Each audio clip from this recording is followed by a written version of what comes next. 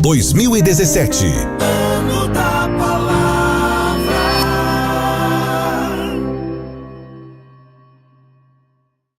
Meninas gostam muito de fingir que são princesas e brincam de imaginar como uma alteza é amada e admirada. A boa notícia é que toda menina é uma princesa para Deus, o Rei do Universo. Em Minha Linda Princesinha, devocionais para cada dia do ano, elas aprenderão sobre Deus, o Rei, e desenvolverão um senso de pertencer à família dele. Além de colocar a palavra em prática diariamente, as meninas poderão experimentar em primeira mão como se relacionar com Deus a cada dia. Minha Linda Princesinha, devocionais para cada dia do ano. Um produto com a qualidade CPAD.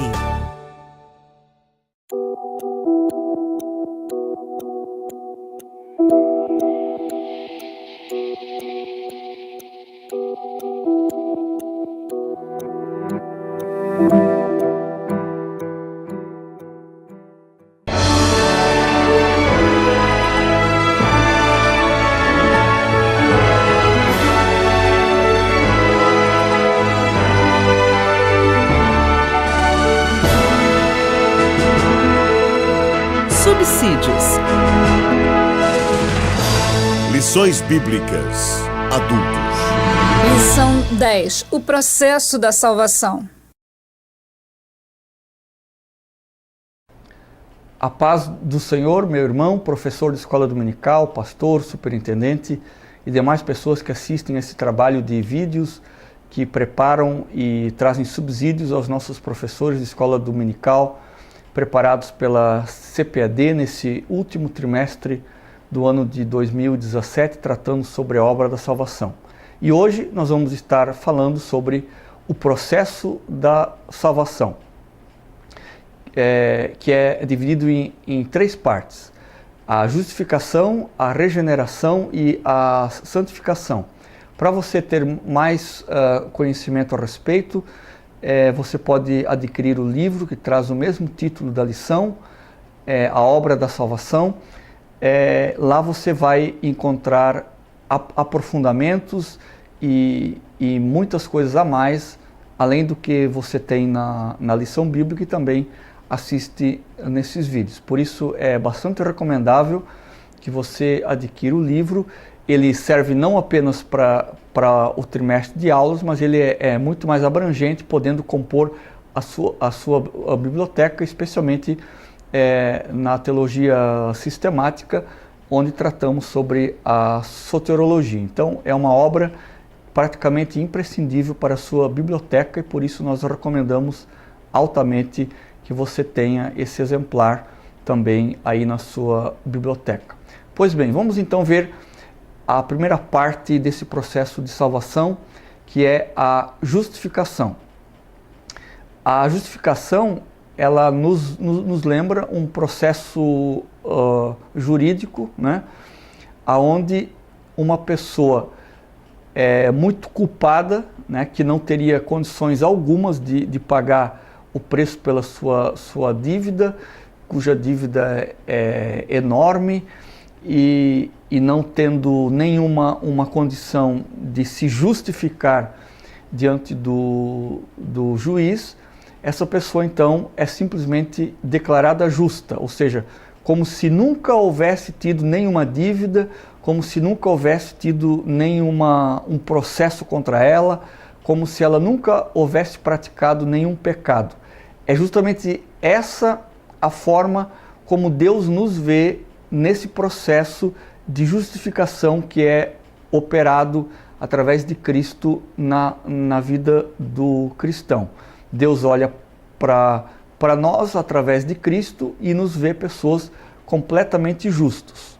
Claro que esse processo de justificação, ele é um processo que vem imediatamente após o arrependimento e a fé. Nenhuma pessoa que não tenha esboçado fé e arrependimento pode ser justificada diante de Deus de alguma coisa.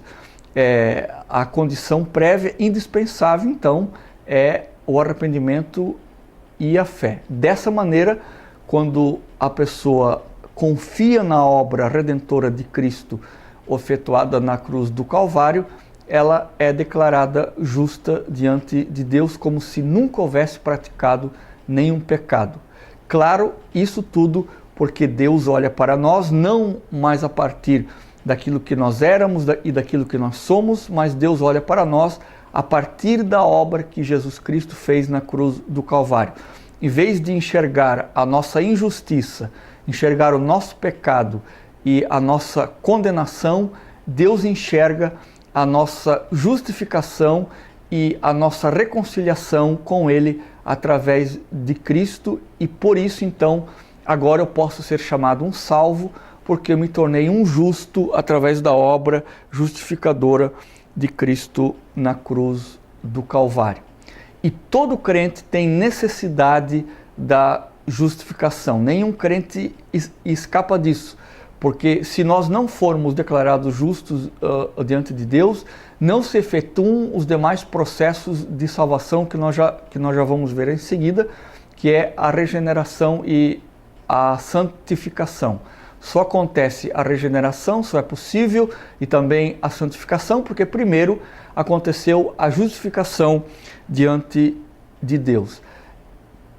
Da mesma forma como é impossível, por causa disso tudo que nós dissemos, exatamente por causa da obra de Cristo efetuada na cruz do Calvário, é impossível alguém se auto-justificar, porque os seres humanos não conseguem, dada a sua condição de perdição, a sua depravação no pecado, a sua condenação eterna, por si só, se justificarem de alguma coisa diante de Deus. Somente a obra de Cristo.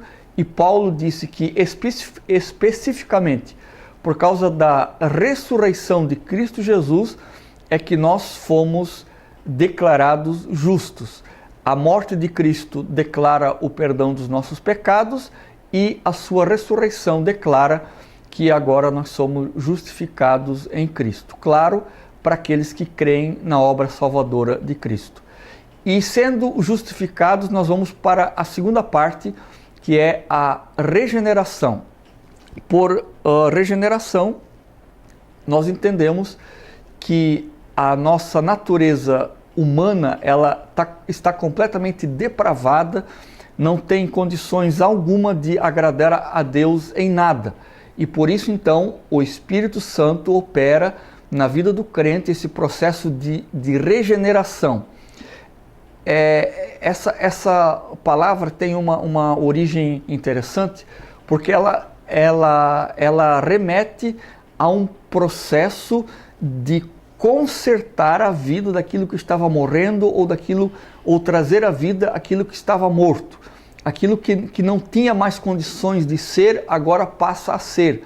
Aquilo que estava condenado à destruição, agora é destinado para a salvação, mas não apenas uma salvação instantânea e momentânea, mas sim como algo que se processa interiormente na vida do cristão, tornando-o agora uma nova criatura em Cristo Jesus. Ou seja, aquilo que antes estava consumido pelo pecado, que estava perdido, que não tinha mais condições alguma de praticar qualquer coisa boa. Através desse processo de regeneração, a vida de Deus é instilada nessa pessoa, a vida de Cristo vem sobre essa pessoa através da pessoa do Espírito Santo, e agora ela passa a ser essa nova criatura feita à imagem de Cristo, conforme está escrito lá em Romanos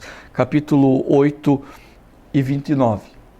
E aí na nossa lição também nós temos as consequências da regeneração na vida do crente, que seria muito importante que cada professor evidenciasse de uma forma bastante clara todas essas consequências que a regeneração traz na vida do crente, especialmente no convívio com os irmãos, que agora, onde havia inimizade, passa a haver amizade, onde havia controvérsia e discórdia, passa a haver concordância e harmonia.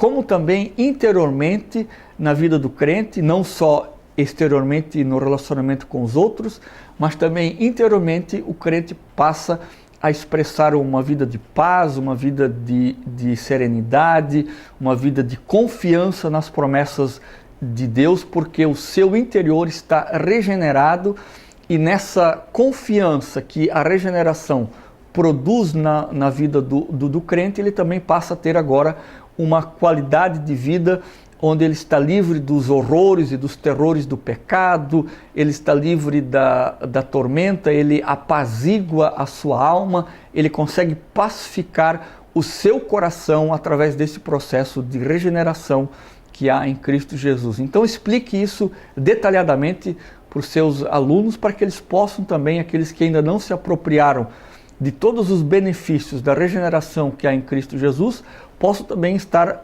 fazendo isso através dessa compreensão mais aprofundada que você, como professor, poderá estar dando para os seus alunos.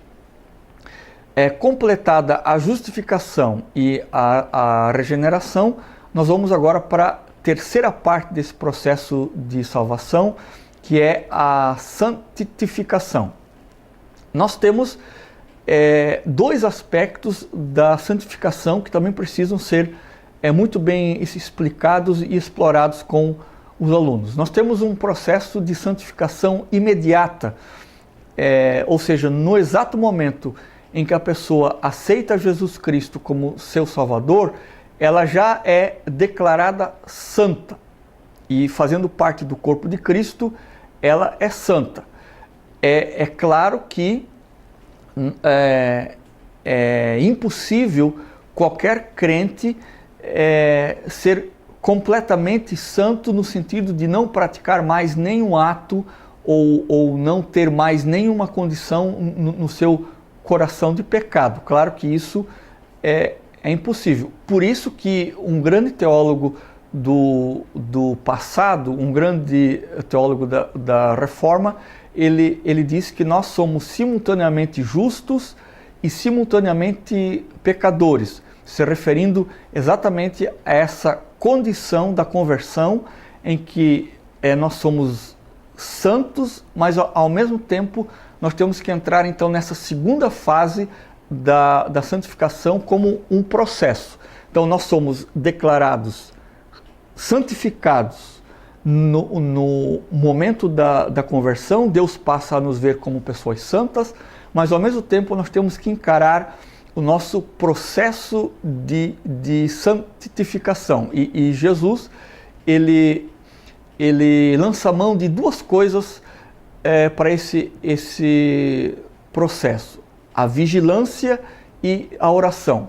A vigilância tem a ver com a gente estar cuidando daquelas coisas que habitam no coração da gente e que podem se tornar pecados ou podem se tornar maldades que vêm a ser expressas através de nós. Então, a vigilância, quando Jesus usa esse termo, ele tanto está querendo dizer as coisas que nos rodeiam, que estão à nossa volta, coisas que as pessoas ou demônios ou as circunstâncias da vida ou as situações da vida podem trazer sobre nós, como também aquelas situações que estão dentro do coração da gente, como eu já falei. E eu até acho que aquilo que está no nosso coração é muito mais perigoso do que as coisas externas. Por isso Jesus manda nos praticar a vigilância.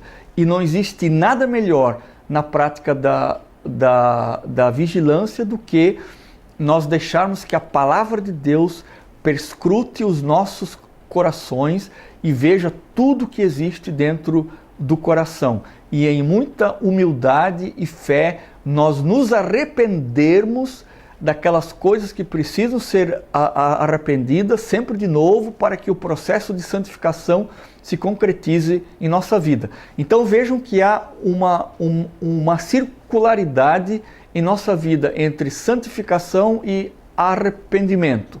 Santificação e arrependimento.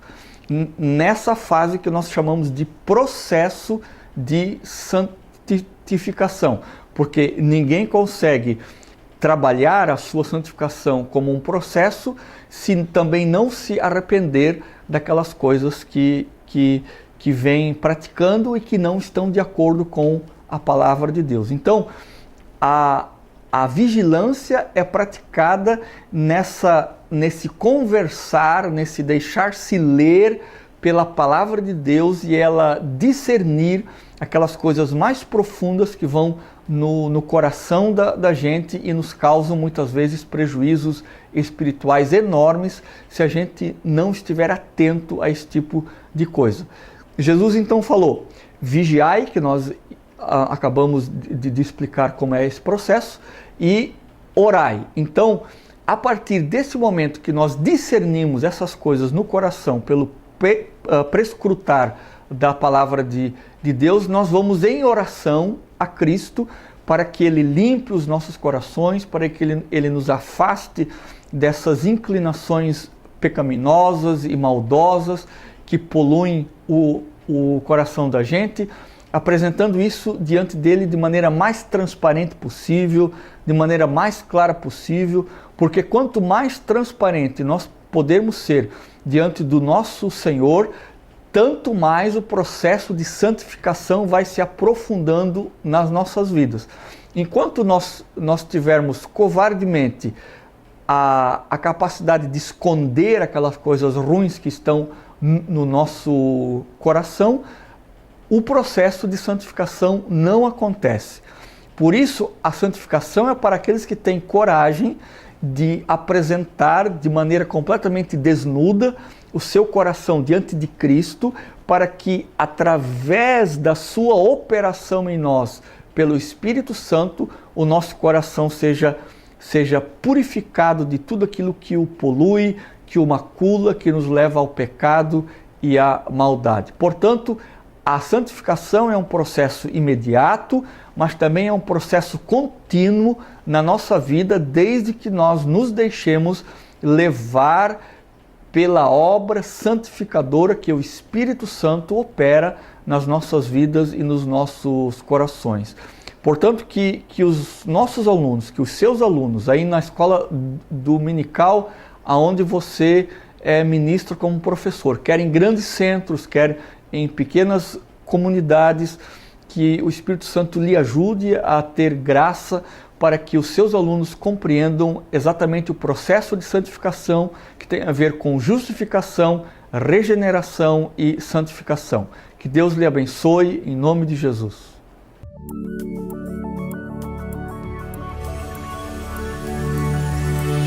CPAD, a editora da Escola Dominical.